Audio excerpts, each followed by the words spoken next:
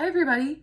These guided notes look at standard 9 rigid transformations, and this is the first video of notes. This video covers the basics. There will be a second video covering day 2 of notes. Let's go ahead and define these terms. Our first term is rigid transformations, and rigid means that the image does not change size or shape. Image does not change size or shape. So the image itself stays the same, but we're going to transform the image by moving it in some way. The next two terms go together, pre-image and image. Well, pre-image, the root word here is pre, so the pre-image is before the transformation takes place, and the image is after the transformation takes place. Notation-wise, let's say we're transforming a point. Let's say we're transforming point P. Well, P would be the pre-image point, and then once you do the transformation, the image would be P prime. Looks like P apostrophe, but this is called prime. So the image is P prime. All right, now let's talk about the different types of transformations. So we have translations, rotations, and reflections, and then a special one at the bottom called glide reflection, which we'll talk about. So a translation means that the image slides. The image slides, or we could say it moves, and it could go in any direction. It can move left, right, up, down. Think of a translation as a slide. Your image is sliding or moving left, right, up, down. A rotation, you should think of spinning, right? Like a tire or a wheel rotating. So in a rotation, an image spins or turns.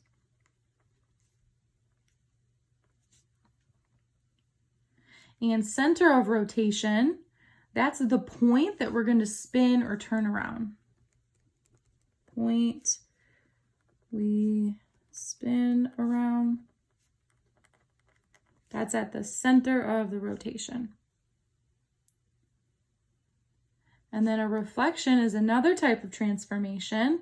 And when you think of reflection, think of when you look at yourself in the mirror. It's a mirror image. So in a reflection, our image flips over a line of symmetry. It flips over a line of symmetry. And for our line of symmetry, we're going to have it be the X or Y axis, but it could be a different line of symmetry, but we will use the X or Y axis. And I mentioned for a reflection, think of it being a mirror image. So there's some line that it gets flipped over. And then our last term to describe here is a glide reflection. And a glide reflection is a combination of two of these different transformations. It is a slide followed by a flip. Slide followed by a flip.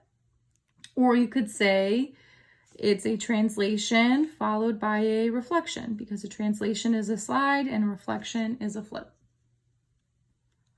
All right, so now that we know what is happening with each of these types of transformations, let's see what the directions tell us. It tells us determine which rigid transformation each image has undergone. And you're choosing from these four: translation, rotation, reflection, or glide reflection. So number one, I can see that the letter F looks like it spun, right? It spun about the origin here. So I could write right here that a spin is taking place.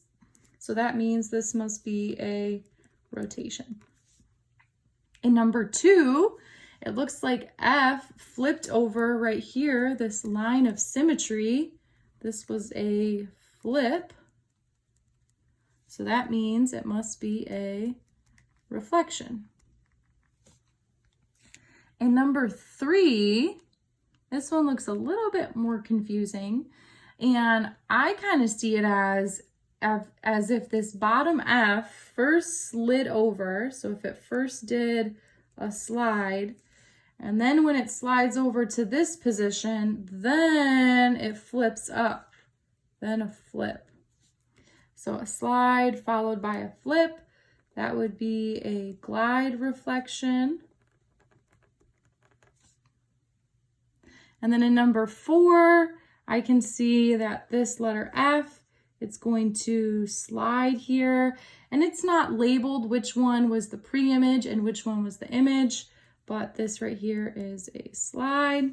So we could say that the top F slid down to the bottom F, or vice versa. Maybe the bottom F slid up to the top F, but this is a translation. All right, so the next set has the same directions, except for now glide reflection is not one of the options. You're trying to determine which type of rigid transformation each image has undergone, and you're choosing between translation, rotation, and reflection. So I'd like for you to go ahead and see what you come up with for 5 through 10. Go ahead and pause the video. So in number 5, this was a reflection, and you have to pay close attention to the black dot in each of these images.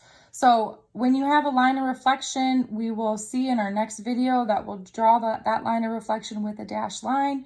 So here's my line of reflection. In number 6, this was a translation, my figure slid. In number 7, it was a rotation, my figure spun. In number 8, it was another rotation, my figure spun.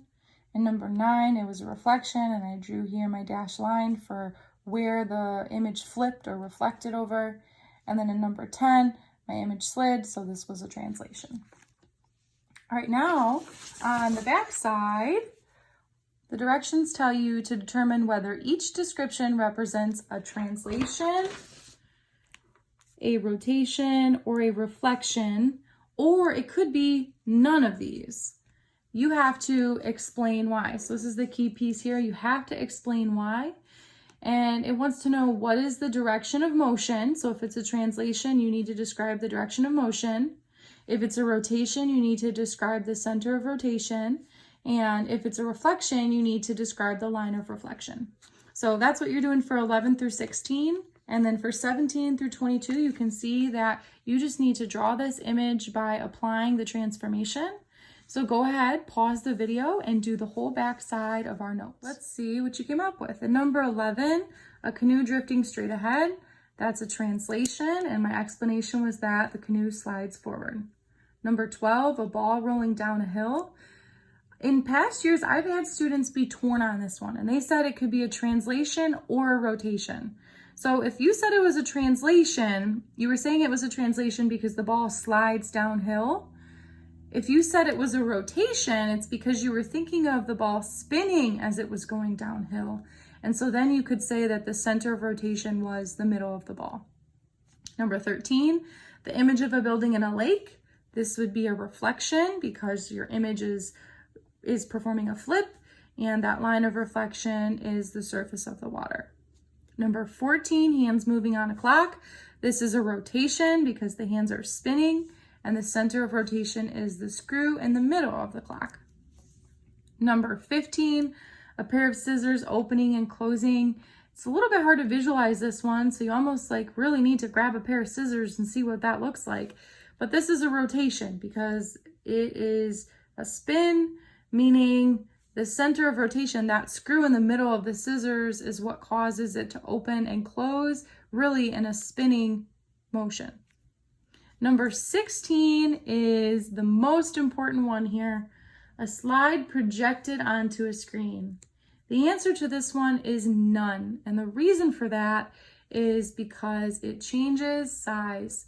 If you think of my computer screen and the size of my computer screen, and then you think of the projector screen in the front of the classroom, it definitely changes size. Or if I'm taking notes on this piece of paper, this 8.5 by 11 sheet of paper, and then I'm projecting it onto the projector on the wall, it is definitely changing size. So if it changes size, it cannot be a rigid transformation. Rigid means that the image does not change size. Here you can see what I drew for 17 through 20. And then you can also check your answers here for 21 through 22.